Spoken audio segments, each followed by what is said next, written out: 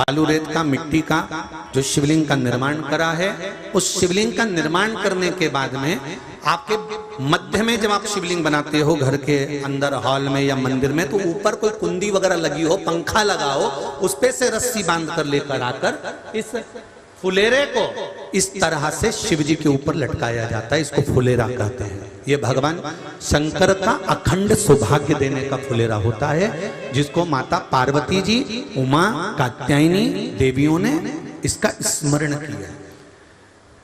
एक गोल होता है,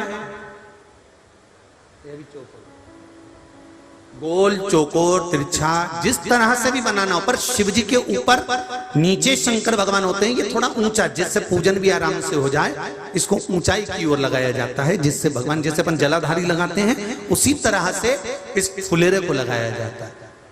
तो इस फुलेरे में कहीं ना कहीं पत्तियों को भी लगाना चाहिए। माला के साथ में कोई आम की पत्ती हुई, अशोक की पत्तियां हुई, उसका भी स्मरण इसमें आता है महाराज, उसका भी स्मरण।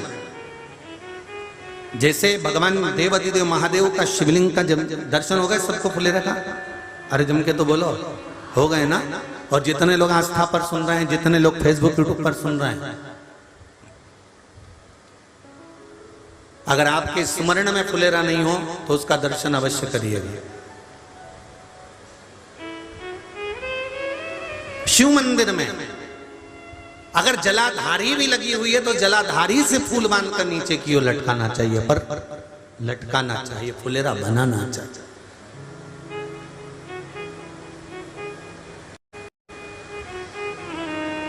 सात फल हैं फुलेरा। कितने फल हैं? 7। ध्यान दीजिएगा। पहला, फुलेरा जो नारी व्रत करती आती है और व्रत क्रम उसका चलता रहता है, उस व्रत कर्म के अंतर्गत मान लो किसी कारणवश बीमारी में, कोई गमी के अंतर, कोई सूतक सावड़ के अंतर्गत अगर नारी पूजन नहीं कर पाती है, पूजन नहीं कर पाई, और उसने केवल फुलेरे का दर्शन ही कर लिया, अपने पलंग पर पड़ी पड़ी भी फुलेरे का दर्शन कर लिया है, तो नारी को हरतालिका तीज के व्रत का फल प्राप्त हो जाता है। 7 फल हैं भगवान शंकर के हरतालिका तीज के फुलेरे का। पहला फल व्रत का मूल। दूसरा, यदि कोई नारी आई और उसके संतान नहीं, 10 साल, 8 साल, 5 साल, 6 साल, 7 साल, 12 साल, 15 साल हो गए, उस फुलेरे का मात्र स्मरण कर कर एक पुष्प भी उसने अगर हल्दी कुंकू का लगाकर उस फुलेरे का टच कर कर भगवान शिव के पावन चरणों में रख दिया है और विनती कर कर गई है, तो अगला फुलेरा वो खुद बनवाती है, उसकी गोदी में संतान आ ही जाएगा। अगला फुलेरा वो खुद बनवाएगी, के जाएगी, जी अगली बार फुलेरा मेरी तरफ से बनवा देना, मंदिर में फुलेरा मेरी तरफ से लगवाना, अगली बार जब तुम पूजन करो तो फुलेरा मेरी तरफ से बनवाना। ये फुलेरे का महत्व। तीसरा, महाराज हम कोई दान, गौदान, हरतालिका तीज की किताब है आपके यहाँ, जो लोग पढ़ते होंगे हरतालिका तीज की किताब, उसमें लिखा है ब्राह्मण देव को ये दान देना है, ऐसा दान देना है।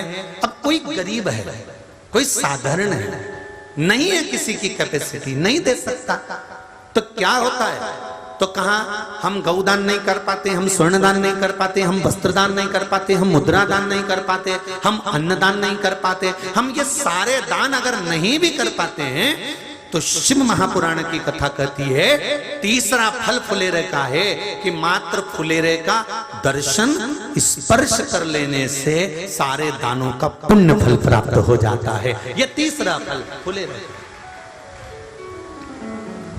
अब हरतालिका तीज का फुलेरे का चौथा महत्व है महाराज। चतुर्थ महत्व हरतालिका तीज के फुलेरे का है, जो कुंवारी कन्या हरतालिका व्रत करती है, पहली बार जो हरतालिका तीज का व्रत करती हैं, या हरतालिका तीज का उद्यापन कर देती हैं, या किसी कारणवश शरीर ऐसा नहीं रहा कि बिना पानी के नहीं रह सकती, तो 2 बूंद अगर उन्होंने पानी भी पी लिया है, या कोई कारणवश एक कुछ गलती हो भी गई है, तो मात्र फुलेरे का दर्शन कर लेने से वो गलती शंकर स्वीकार कर कर उसको क्षमा कर देते हैं। ये चतुर्थ भाव के अंतर।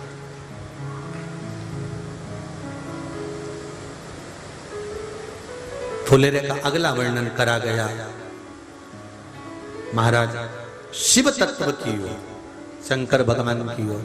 हम ना काशी जा सकते हैं, हम ना सोमनाथ जा सकते हैं, हम ना किसी स्थान पर जाकर एकांत में भगवान शंकर का स्मरण कर सकते हैं। मान लो हमें एकांत में बैठकर शिव की भक्ति करना है, किसी मंदिर में किसी देवालय में जाकर भक्ति करना है, तो फुलेरे का मात्र दर्शन करने से, पूजन स्मरण करने से उस भक्ति का फल भी हमारे खाते में आ जाता है। और फिर अगला आखिरी का जो वर्णन किया गया है, वो कहा गया कि पार्वती मैया गुफा में जाकर भगवान का भजन करती थी, शिव का स्मरण करती थी, और फिर अपनी सहेलियों के साथ बैठकर शंकर का स्मरण करा, जिसका फल पार्वती को मिला। तो कहा हम ना किसी गुफा में प्रवेश कर सकते हैं, ना हम किसी गुफा में या जंगल में जा सकते हैं। इस फुलेरे के नीचे शंकर भगवान की जब अर्चना करते हैं, आराधना करते हैं, हरतालिका तीज के दिन फुलेरे के नीचे हम भगवान शिव की पूजन करते हैं, तो हमारा वन में किया गया भजन का फल ही हमको प्राप्त हो जाता है। ऐसे फुलेरे का तीज कथा कितनी तारीख को पूरी होगी? जम के बोलो जरा। 29 को। और हरतालिका तीज कितनी तारीख की है? 30 की। 31 को गणपति जी बैठ जाएंगे, गणेश जी महाराज। तो 30 तारीख को हरतालिका के दिन निवेदन है प्रत्येक शिव मंदिरों का स्मरण हो, या जहां हरतालिका व्रत होता है वहां फुलेरे का स्मरण होना चाहिए। शिव भक्ति। महाराज अगला वर्णन किया, शिव पुराण कहती है भगवान शंकर का अनुमोदन, हरतालिका व्रत, हरतालिका तीज, शिव महापुराण की कथा कहती है देव ऋषि नारद भगवान विष्णु से सुन लिए, ब्रह्मा जी से सुन लिए कि तप का महत्व, साधना का महत्व, पर जो उन्होंने तुमरुका जी से सुना तो देव ऋषि नारद से रहा नहीं गया, और देव ऋषि नारद ने तुमरुका जी से कहा, तुमरुका जी क्या भादो महीने के शुक्ल पक्ष की तृतीया तिथि का इतना महत्व है कि शंकर भगवान नेत्र खोल लेते हैं?